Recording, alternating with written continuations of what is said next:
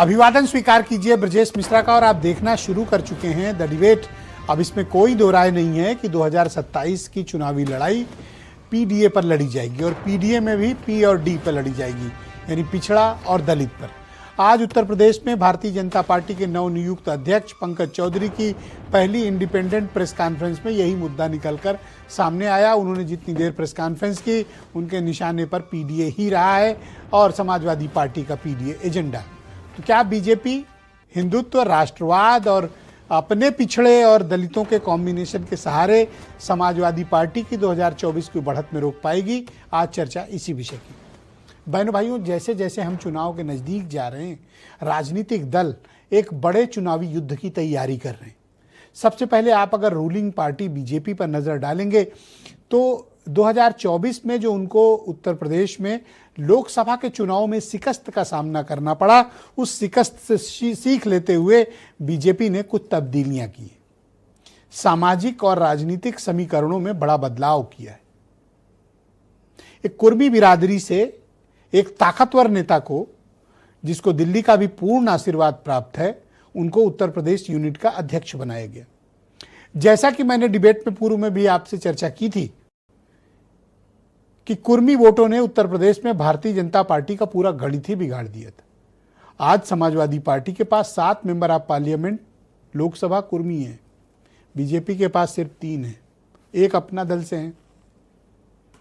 और ये बात भी पूर्व में भी मैंने कही थी कि कुर्मी समाज का वोट बीजेपी में आउटसोर्सिंग पर है, अनुप्रिया पटेल के सहारे। बीजेपी अपनी स्ट्रांग लीडरशिप को कुर्मी समाज में उत्तर प्रदेश में इस्टेब्लिश नहीं कर पाई, अपनी इंडिपेंडेंट लीडरशिप को नहीं तैयार कर पाई थी।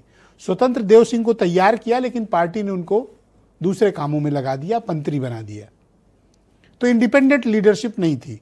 राकेश सचान बाहर से आए हैं तो अभी उनका सामंजस्य का मसला है और बीजेपी के वो कुर्मी फेस नहीं बन पाए राकेश सचान। अब पिछले चुनाव में कुर्मी, पासी और कुशवाहा 3 कम्युनिटी बीजेपी से हटी और ये गई कहां? समाजवादी पार्टी की तरफ। अब पासी और कुशवाहा पर का ऑपरेशन बीजेपी का बाकी है। पहला ऑपरेशन उन्होंने किया कुर्मी कम्युनिटी पे। तो क्या कुर्मी कम्युनिटी भारतीय जनता पार्टी की तरफ 2014, 17, 19, 22 की तरह आकर्षित होगा, या फिर उसको जहां 2024 का मजा मिल चुका है, जहां उसके 7 लोकसभा के सांसद हैं, क्या उनकी तरफ जाएगा? कुर्मी समाज क्या चाहता है? कुर्मी समाज के मन में क्या चल रहा है? इस पर अलग से चर्चा होगी, लेकिन आज बात करेंगे पंकज चौधरी की पहली प्रेस कॉन्फ्रेंस में। तो उनके निशाने पर रही समाजवादी पार्टी, अखिलेश यादव और उनका पीडीए। उन्होंने पीडीए की एक नई परिभाषा दे दी, जो केशव मौर्य से इतर पारिवारिक दल अलायंस का है। अखिलेश और केशव मौर्य इसको प्राइवेट कुछ नाम अलग से उन्होंने दे रखा है, प्राइवेट डेवलपमेंट अथॉरिटी। यानी अध्यक्ष जी अब अपनी अलग राह चलेंगे, ये बात तो तय है। तो क्या अध्यक्ष जी के पीछे कुर्मी समाज भी चलेगा? ये उनकी सबसे बड़ी अग्नि परीक्षा है। वो 7 बार के मेंबर ऑफ पार्लियामेंट हैं, लेकिन अपनी कम्युनिटी को बीजेपी के साथ वापस जोड़ पाने की जो चुनौती है, वो उनके जीवन की सबसे बड़ी चुनौती है।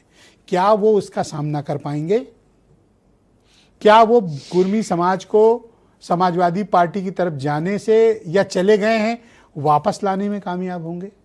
और क्या यही कारण है कि उन्होंने हिंदुत्व या नेशनलिज्म, कल परसों 25 तारीख को प्रधानमंत्री राष्ट्रीय स्मारक का उद्घाटन उत्तर प्रदेश में करेंगे, लखनऊ में। तो यानी हिंदुत्व और राष्ट्रवाद दोनों के इतर प्रदेश अध्यक्ष किस मुद्दे पर चुनाव लड़ने जा रहे हैं? पीडीए पर। ए को आप माइनस कर दें, क्योंकि ए बीजेपी की पॉलिसी में सुटेबल नहीं रहता उनको, तो ए को अलग करें तो पी एंड डी। तो इसी पर डिसाइड होगा कि क्या होगा।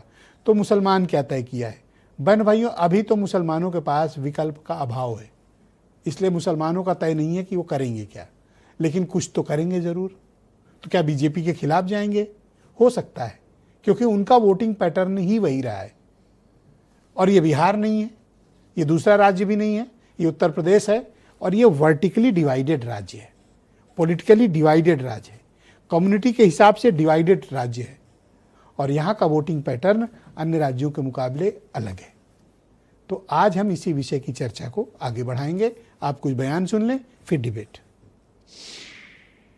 देखिए, पीडीए का पहले तो मतलब हालांकि उस समय समय पे सपा वाले बदलते रहते हैं, लेकिन मेरे समझ से पीडीए जो है ना, पारिवारिक दल अलायंस है। एनडी सरकार, एनडी में जो अलायंस है, अगर आप देखें जितने दल भी उसमें सम्मिलित हैं वो सभी पारिवारिक दल हैं। उत्तर प्रदेश में आप ले लें, समाजवादी पार्टी को ले लें, कांग्रेस को आप उठा लें, आप बिहार में उठा लें। इनकी गंदी राजनीति की वजह से आज देश बर्बाद होने की कगार पे पहुंच गया है। ये सिर्फ इसलिए बातें करते हैं कि लोग महंगाई पे चर्चा न करें, लोग बेरोजगारी पे चर्चा न करें, किसान पे चर्चा न करें, गरीब मजदूर पे चर्चा न करें, शिक्षा पे चर्चा न करें, स्वास्थ्य पे चर्चा न करें।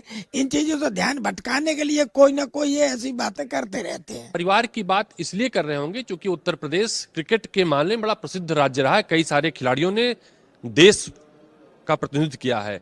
तो अमित शाह जी के बारे में कह रहे होंगे कि जिस तरह से अमित शाह जी अपने बेटे का प्रमोशन कर रहे हैं खेल में, और भाजपा के अध्यक्ष चौधरी साहब गोरखपुर के खेल को पहले गोरखपुर में बिगाड़ने की दोनों कोशिश की, अब उत्तर प्रदेश में बिगाड़ना चाहते हैं, उस परिप्रेक्ष्य उन्होंने कहा होगा।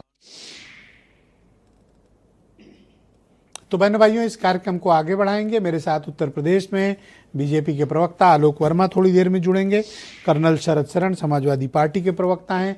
मनीष सिंधवी कांग्रेस कमेटी से हैं। अनिल दुबे राष्ट्रीय लोकदल के जनरल सेक्रेटरी हैं। आसिम वकार एमआईएम के राष्ट्रीय प्रवक्ता। नावेद शिको जाने माने पत्रकार हैं।